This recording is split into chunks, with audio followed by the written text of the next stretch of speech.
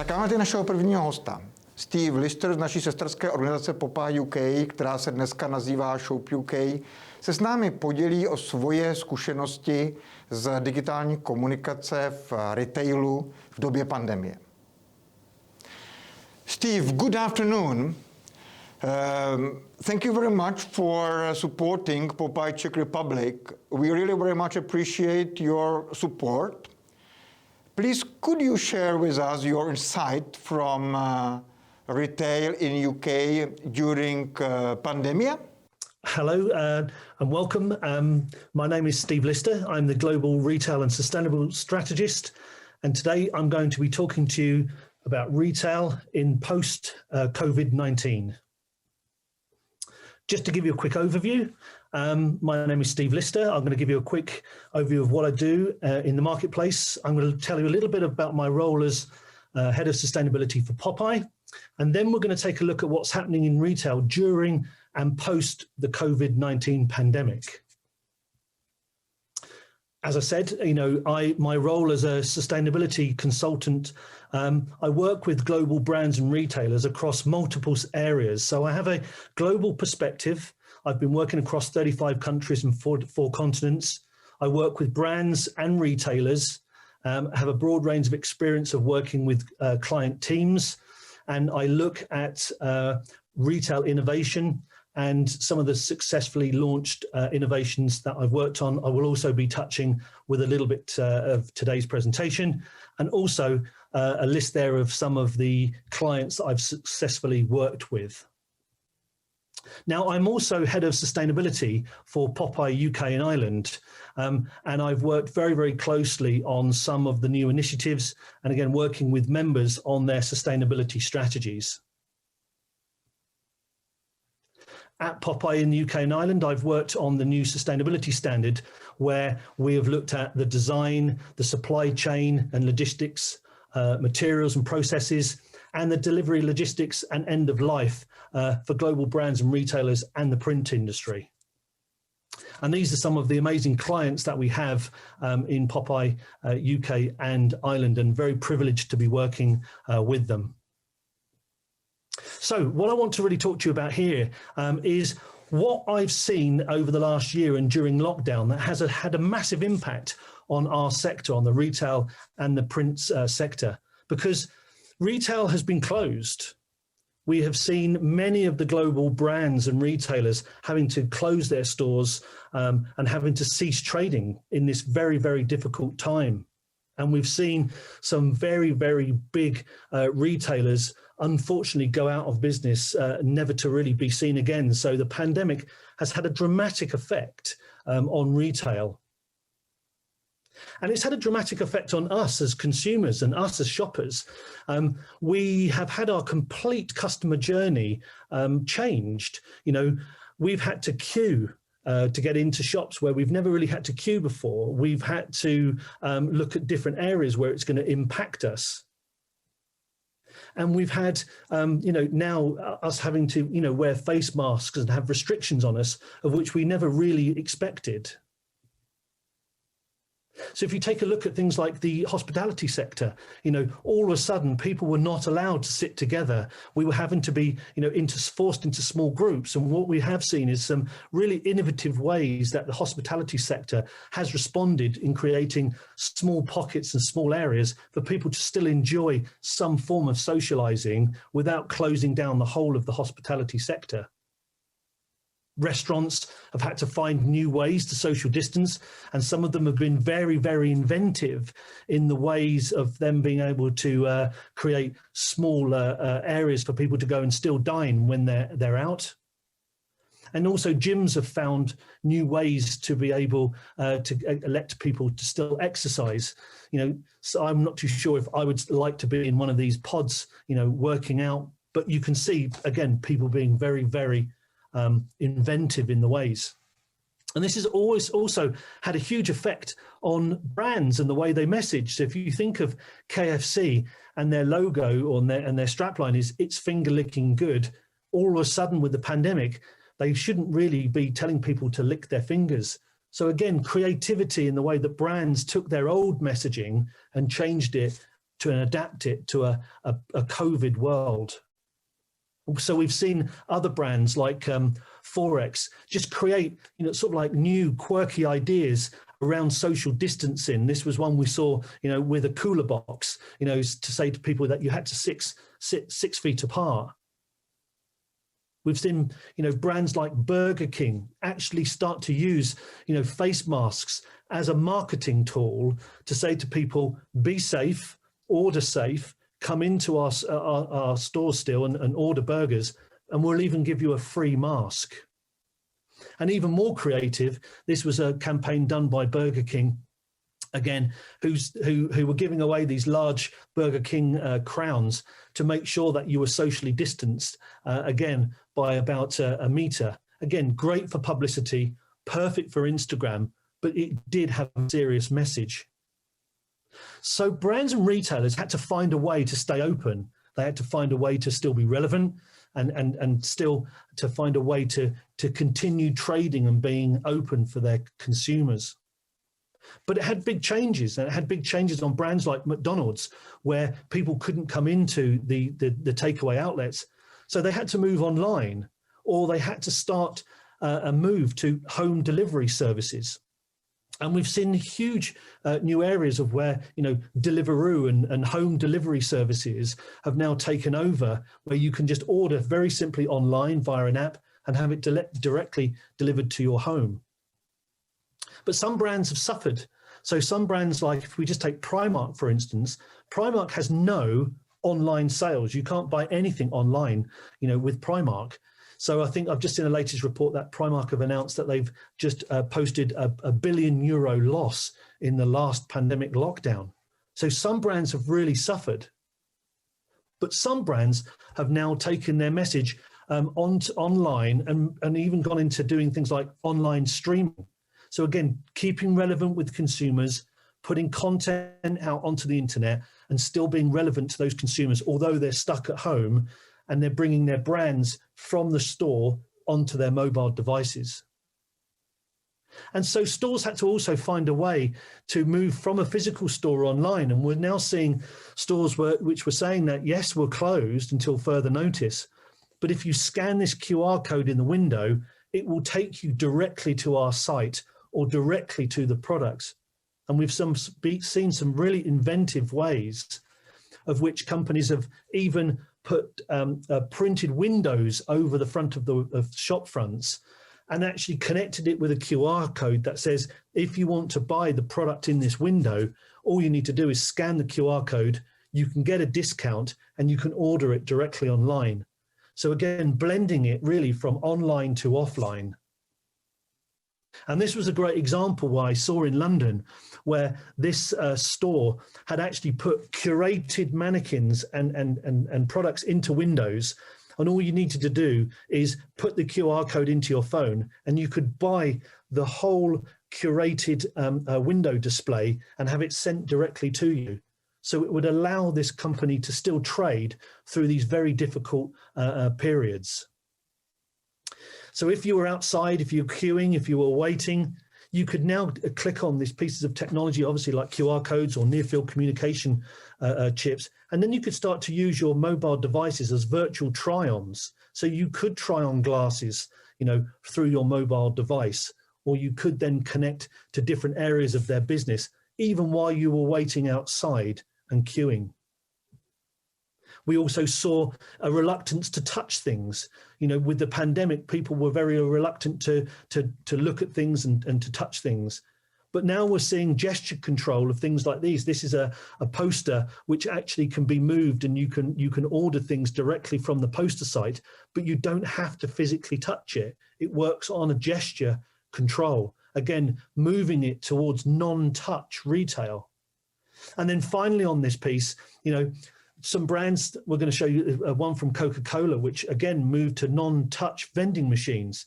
And this is a great example where we saw Coca-Cola move towards an eye-tracking vending machine where you can actually order the Coke you want, pay for it, a contactless payment, and then the vending machine would just drop the Coke out of the bottom. This truly is non-touch retail.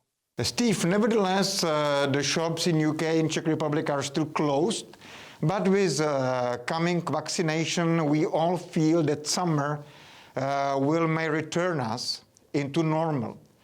Please, what's your observation? What's your vision? How will retail and digital communication in retail look like during this autumn? Okay, so the second section we want to look here is what we're now seeing as COVID has now starting to relax across Europe, vaccinations are kicking in, and now shops are starting to reopen. We wanted to now take you and show you the sorts of activations we're now seeing within stores that are really starting to help consumers get back to their old shopping habits. Now, you're seeing people here queuing up and you know, this is the same across all different areas of retail. We're still seeing people having their customer journey interrupted by things like queuing. Some very interesting new pieces of technology we're seeing. This is one in the UK where we're now, you can actually book and shop online. So you can actually book a slot. So when you turn up at the store, you don't even have to queue. You can go straight to the front and straight in. And then the retailer knows that you're there and you're booked in and you can continue your shopping journey. But we're also seeing some of the retailers now putting traffic light systems in to their doors into their retail environments to actually stop you from going in if too many customers are in the shop at the same time. So already we're now being dictated to say you can come in or you can't come in due to the amount of numbers which is deemed to be safe to be in that retail environment. There are now screens that can actually show you the amount of customers that are actually in that retail environment or in that shop. So again, it shows you whether a shop is going to be fairly empty, giving you more confidence to maybe shop, or if you're at the top level, if it is full, you understand then why you can't get access into that store. But again, this is very different for us as consumers to be told when we can shop and when we can't shop. We're even now being told what lines to get in when we have to go and then pay. So we have to wait. We're being instructed to stop. You know, we're being instructed here to even to proceed to the checkouts. And all of the messaging that is being designed and printed across Europe, driving that communication that says about social distancing, how many meters you should stay away from each other, or where you should be able to queue and where those queues start and stop. So again, we're seeing a huge volume of print and print design being pushed into the retailers about social distancing and social messaging. We're seeing now capacity stickers putting onto windows, notifying shop owners and consumers how many people are allowed in that shop at any one time. And we're now seeing not just the queues, but even having digital login and queuing times where you can log a shop that you want to go into, click on a QR code that takes you through to onto their app, onto their queuing app, and then you can continue your shopping, and then it will text you and update you when you're allowed to go into that store. So again, it's giving a timed version of when you can and when you can't shop. But what happens then if you reach a sign like this where it says digital queue currently closed? How would you feel about that brand that you wanted to do shopping with on that day? You wanted to buy something, but you weren't allowed to go and shop in there for whatever reason, whether the digital queue wasn't working or the store was too full. We've got to think of all these different ways that this will affect the way consumers will look at retailers and brands moving forward. And just some really good examples here of how other brands are dealing with this. This is one from McDonald's in Holland, where to go into the actual McDonald's, they put stickers onto the floor. The floor graphics showed you exactly where to stand and where to move before you were allowed to move into the store. And we thought this was a really neat way of using print along with the social messaging information. But some brands have been very inventive about communicating with consumers. So our customer journey now across retail in post-COVID world is really driven by where we can stand and where we can't stand. And we have seen some great ideas and some great things that have come across. And this is one from Coca-Cola, which shows a very, a very strong social distancing message, but it also has a QR code where you can scan and get a voucher for money off of your next purchase of Coke. So they're now combining a safety message with a brand campaign message. And this was one that was done by Pringles that said, please maintain 6 tubes of Pringles difference between other customers at all times. So again, using the brand and using the social distancing message in a neat new way of which really connected with consumers. And again, other retailers are starting to look that consumers are starting to look down more. They're starting to be directed more. And you can start to see that some of these new floor graphics are extremely eye-catching, impactful, and engaging.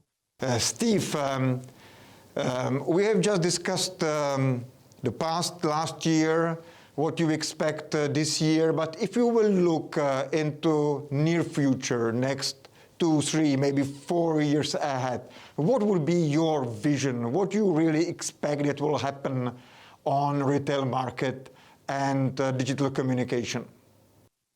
Okay, and in this section, I'm going to show you really the vision of where we're seeing retail will be in the future, of where physical retail will now blend with online retail, and how technology will enable consumers to have a seamless online, offline journey with brands and retailers. We've already seen with people like Amazon with their new Amazon Go, Amazon Fresh stores, they're now using voice to be able to ask for different things within a store. This is a great example of where you can ask Alexa for anything you want in store, where something is. It could be ingredients, it could be even recipe ideas. But again, it's using voice, non-touch retail, to connect with technology to either guide you around the store or help you with your purchases. Another great example we've seen here using Alexa and using voice.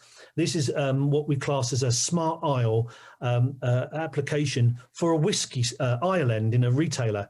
So you can go up to this Alexa display and you can ask to open Smart Aisle, and Alexa will tell you all about the whiskies that are on this display without you having to pick up and look and look at the packaging. She will tell you everything about the products by voice activation.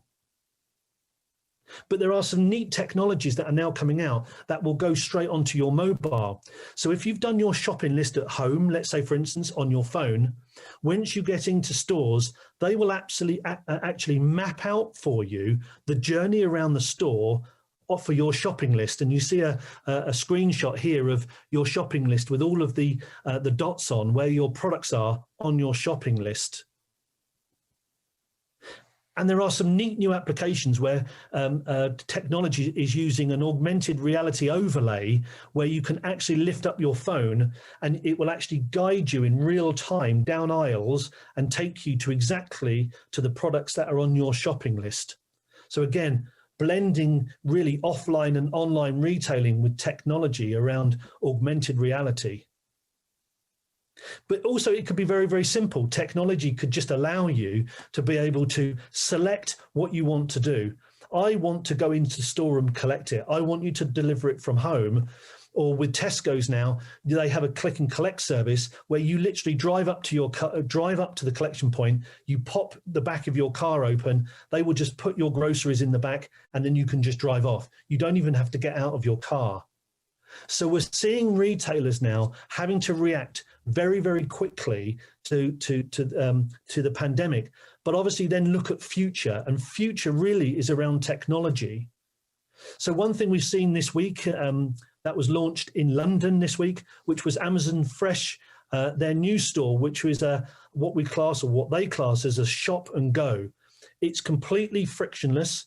There is no cashiers, there's no till points, and all you do is you walk in, you check in with your phone, with your app, you choose what you like, you put it straight into a bag, and you just walk out. There is no other things you need to do in this store. And as soon as you walked out, they will deduct the amount from your bank account and they will send you an electronic receipt. So it's a very, very neat way that we're seeing that this is going to be the future of stores where you can control the shopping as a consumer. And this isn't just Amazon. We're seeing Albert Heijn, we're seeing lots of different retailers around the world who are creating what we class as frictionless shop and go technologies that will help consumers to shop in stores without any interaction or any physical payment methods. So you can see from here, consumers literally walk in, bag up and buy what you want, and then just walk out. And like I said, there are lots of different formats that are now happening. This one is from Albert Heijn in Holland, and this is just a small store. This is no bigger than probably a couple of shipping containers or one large shipping container. You have your app, you scan yourself, you walk in, you buy, and you walk out. And again, it's secure. It's you shopping on your own. You can walk in and walk out. So again, blending not just technology, with your mobile, but also creating new ways to shop. Now, shoppers are also, and retailers are now saying that you now can't touch certain products. So if you can't touch a product, how do you learn about it? So we're now seeing displays, and retail displays have near-field communication devices in them, which connect to your phone, which will tell you what it's made from, washing instructions, what could you buy with it? Do you need to buy some jeans with it or some shoes with it? But again, it's connecting technology with physical retail, but again, allowing you as a customer to drive it all through technology and through mobile devices. And we've seen a huge resurgence of the QR code. So for us, everything now has a QR code on it, which connects to your mobile devices, and they're being used in lots of very, very different ways. Now, if you take a look at something like the beauty sector, where they're stopping people from trying, products on, we're now see some really neat ways of where brands are starting to use floor graphics and shelf wobblers and different QR codes to bring you that interactivity between the brand and the products. So now, if you can't get hold of a tester because they've been taken away from you in store, you can now scan, you can get one sent to you, you can match things with live things on your phone, and I'll show you some examples in a moment. So you can try things on without actually physically using the product in store. So brands are now looking and being very creative about, having augmented reality areas where you can actually try hair dye or lipsticks and different colorings. And again, really blurring the lines between online and offline, physical retail. We saw this a couple of weeks ago with Chanel makeup, where you could actually select the color, hold it up to your phone, and augmented reality would actually put the color onto your lips, so you could actually see it before you purchased it. You can try it on, and then you can order it directly from the phone without even going on anywhere. But you can see from the image, you can see that if that color really suits you. And it's changed things like sampling. We used to be able to give things away in retail and excite people with new products, but there are so many restrictions now. But technology is even taking over here as well. You can now go up to these free kiosks, or friosks as they're called, where you can click a code in and it gives you a free sample of the product. Again, eliminating that human contact, but the brand can capture all the information about you, who you are, what you've done, when you clicked on it, when you took it, etc. So again, the brands are gathering a lot of information about your consumer habits. And there's some great new ways of what we're now seeing with things like augmented reality to bring packaging to life. This is a brand, Friesland Campina, which is a dairy brand, and they've got an augmented reality app where you can look on packaging and find out where the milk comes from, where the farm is, where the farmer, how he looks after his cows. It's a very interactive, immersive way of you being able to connect, not just with the brand, not just with the product, but also with the packaging. And then finally on this piece is what we think in the future is there's going to be far more interactivity in stores around product displays and products. Like the one I've just showed you with the packaging, we're now seeing displays that are openly putting QR codes on and near-field communication, so it will connect with your phone, send you messages, send you details of products, ask questions live once you're in store, or even see how the things like this one happens to be about a camera. So again, connecting you, not just with the display, not just with the retailer, but exactly to the product that you want to look at. So just to finish up this piece, print and POS has now got a new role. Brands want impactful, effective, engaging, impactful stores and displays. And retailers need to now engage with consumers in a post-pandemic lockdown and in the future, along with technologies. But consumers, and we're all consumers, all we really want is to have engaging relationships, and retailers now need to deliver those exciting new experiences to us in a post-COVID retail world. Steve, thank you very much. Thank you very much for your support, for your insight, inspiration, and trends. We really appreciate your effort. Thank you very much. Take care, stay healthy, and goodbye. Thank you very much indeed. Enjoyed doing that for you, and I hope you enjoy the rest of your presentations for today.